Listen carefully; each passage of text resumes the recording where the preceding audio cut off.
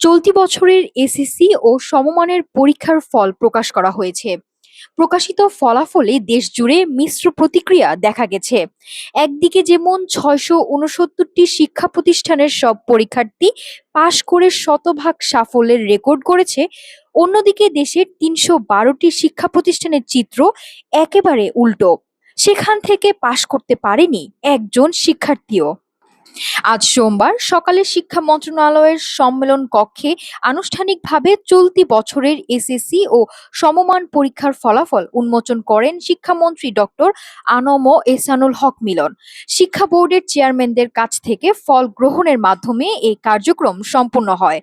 এবছর ৯টি সাধারণ শিক্ষা বোর্ড, মাদ্রাসা এবং কারিগরি বোর্ডের অধীনে সর্বমোট ১৮,৫৭,৩৪৪ জন শিক্ষার্থী পরীক্ষার ফরম পূরণ করেছিল। সারা দেশে মোট ৩০,৪০২টি শিক্ষা প্রতিষ্ঠান থেকে শিক্ষার্থীরা এই পাবলিক পরীক্ষায় অংশ নেয়। ঘোষিত ফলাফলে দেখা যায় ৬৬৯টি প্রতিষ্ঠানের সব শিক্ষার্থী পাশ করলেও চরম বিপর্যয় ঘটেছে ৩১২টি প্রতিষ্ঠানে। শতভাগ ফেল করা প্রতিষ্ঠানের তালিকায় সবচেয়ে বেশি রয়েছে মাদ্রাসা বোর্ডের ২২৬টি প্রতিষ্ঠান। এছাড়া ৯টি সাধারণ বোর্ডের ৫৭টি এবং কারিগরি বোর্ডের ২৯টি শিক্ষা প্রতিষ্ঠানের কোনো শিক্ষার্থী পাশ করতে পারেনি, যা শিক্ষা ব্যবস্থার একাংশের গুণগত মান নিয়ে বড় প্রশ্ন তুলে দিচ্ছে।